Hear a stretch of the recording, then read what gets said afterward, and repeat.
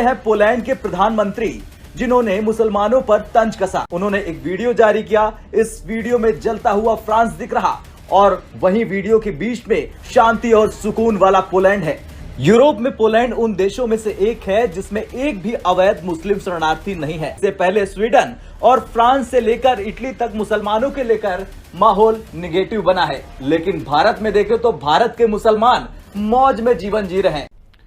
ऐसे हालात में हमारा मुल्क जो है, अपना मादरे वतन जो है, वो रगेदा जाए, रगड़ा उसका हो तो अच्छा नहीं लगता। कि वही नरेंद्र मोदी जिसको वीजा देने से इनकार था, आज बार बार जब वो बोल रहे थे तो यूएस कांग्रेस खड़ा क्यों हो रहा था। काश हम भी ऐसी जबान बोल सके और हमारी बात को भी अक़वाम आलम में इतनी पजीराई बख्शी जाए और इतनी उस तरीके से सुना जाए जैसा कि उनकी बात सुनी जाए। किया हुआ मुसलमान ये समझता है कि मैं मगरब में जाके आबादी ज्यादा करके, बच्चे ज्यादा करके, आबादी बढ़ा के तो वहां पे कब्जा कर लूंगा। भाई ऐसे कब्जा थोड़ा ही होता है। अगर आप इस तरह वहां पे जाके अपनी पैरेलल वर्ल्ड क्रिएट करेंगे तो आपको कुछ भी नहीं मिलना। कि ये चीजें जो है, मैं समझता हूँ ये बड़ी खतरनाक है। देखा हिंदुस्तानियों को, फ्रांस में हिंदुस्तानी पहुंच गए, इंग्लैंड में पहुंच गए, सबसे ज्यादा पैसा हमारे पास है। यूएस में सबसे ज्यादा पैसा हमारे पास है। आपने कब देखा किसी हिंदुस्तानी को बोल के हम राइट करेंगे, हम ये तोड़फोड़ करेंगे, लूटपाट करेंगे? आपने देखा कभी? अब फ्रांस में अब आइए, 2023 में क्या हो रहा है, पूरे मुल्क को आग लगा दी।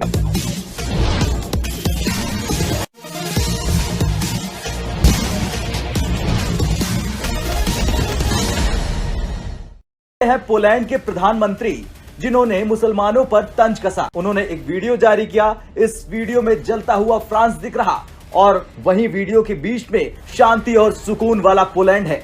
यूरोप में पोलैंड उन देशों में से एक है जिसमें एक भी अवैध मुस्लिम शरणार्थी नहीं है। तो ये बयान था और पूरी कहानी पोलैंड की थी जो मुसलमानों पर बयान दे रहा। लेकिन इससे पहले स्वीडन और फ्रांस से लेकर इटली तक मुसलमानों के लेकर माहौल निगेटिव बना है। लेकिन भारत में देखें तो भारत के मुसलमान मौज में जीवन जी रहे हैं। कि क्या यूरोप के देश मुसलमानों से नफरत कर रहे हैं? और जिस तरह से पोलैंड के पीएम का बयान सामने आया है, उस पर ओआईसी जैसा संगठन क्यों चुप है? क्या ओआईसी सिर्फ कश्मीर और भारत के खिलाफ ऊट पटांग बयानबाजी देने के लिए बना है?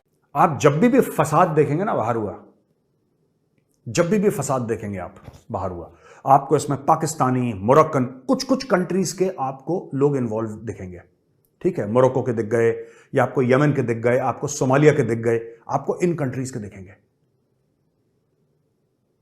आपको किसी भी टेररिस्ट एक्ट में विदेश में आपको इंडियन मुस्लिम नहीं दिखेगा। ठीक है, आपको ज्यादातर छोड़ के 9/11 आपको ज्यादातर यूएई के लोग नहीं दिखेंगे। यूएई के तो थे भी नहीं उसमें, खैर they were from Saudi, but generally आपको यूएई, दुबई वुबई के नहीं दिखेंगे। वो अपने काम से मतलब रखते हैं। आपको इंडोनेशिया वाले ना के बराबर दिखेंगे, मलेशिया वाले ना के बराबर दिखेंगे आपको। ठीक है, और इतने ज्यादा मुस्लिम मुल्क नहीं दिखेंगे। ये 4-5 मुल्क हैं जहां से गड़बड़ हो रही है, 4-5 मुल्क हैं। और मैं ये जानना चाहता हूं कि यूरोप तुम कर क्या रहे हो यार? तुम कर क्या रहे हो? ये तुम्हारे कॉन्टिनेंट को फूंक डालेंगे। और आज मैं एक बात कहना चाहता हूं, यही चीज असम में हो रही है। ठीक है दोस्तों, असम में हो रही है।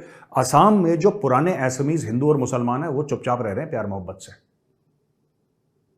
पर ये जो सरहद पार करके आते हैं ना, ये वहां पे कलेश कर रहे हैं। मतलब ये है ना, मैं आपको बताता हूं, यूरोप में भी यही प्रॉब्लम है, भारत में भी। जब आप कहते हो ना खतरा है, ये प्रॉब्लम है, लोग कहते हैं तुम कम्युनल लो।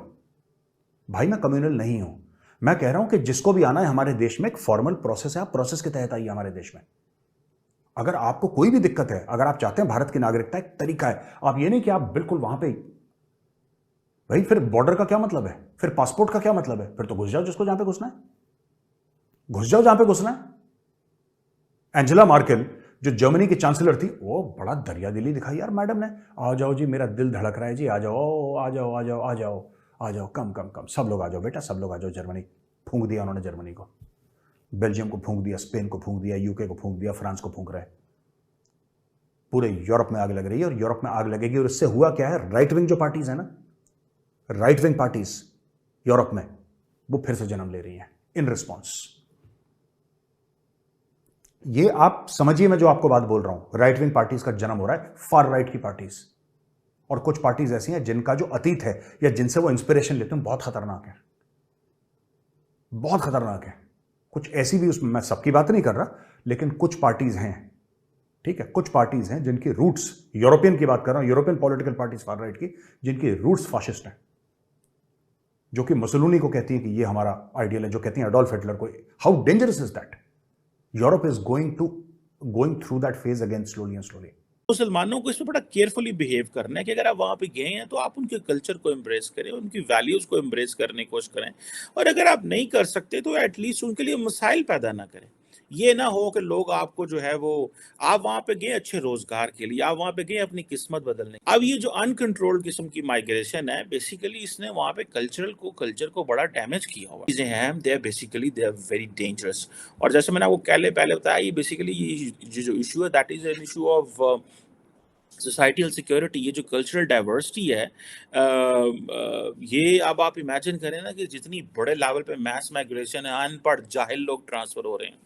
देखें, यहाँ से जो लोग पाकिस्तान से जाते हैं, इंडिया से, बांग्लादेश से और जाते हैं, ये सारे कोई तालीम याफ्ता मेजॉरिटी तो नहीं होते जो डंकियां लगा के इलीगल जहाज़ों पे बैठ के, किश्तियों पे बैठ के जाते हैं, या अफ्रीका से जो बहुत सारे लोग जाते हैं, ठीक है जी।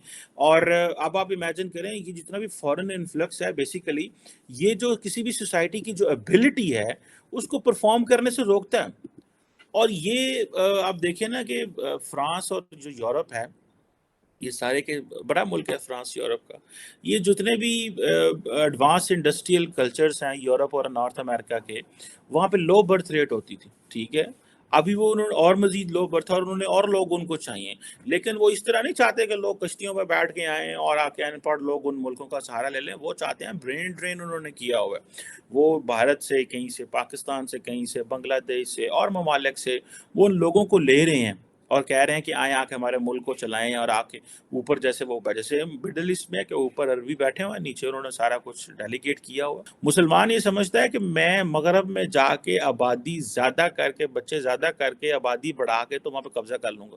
भाई ऐसे कब्जा थोड़ा ही होता है। देखा हिंदुस्तानियों को, फ्रांस में हिंदुस्तानी पहुंच गए, इंग्लैंड में पहुंच गए, सबसे ज्यादा पैसा हमारे पास है, यूएस में सबसे ज्यादा पैसा हमारे पास है। आपने कब देखा किसी हिंदुस्तानी को बोल के हम राइट करेंगे, हम ये तोड़फोड़ करेंगे, लूटपाट करेंगे?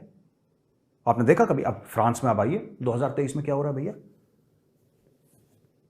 पूरे मुल्क को आग लगा दी, पूरे मुल्क को आग लगा दी। इन्हीं लोगों ने अटैक भी करे थे फ्रांस में 2015। आपके यूके में there are sharia courts running, UK में यानी कि इंग्लैंड में ऐसी जगह हैं बॉस जहां पे वो अलाउ नहीं करते। There are some Muslims who do not allow non Muslims to enter that area.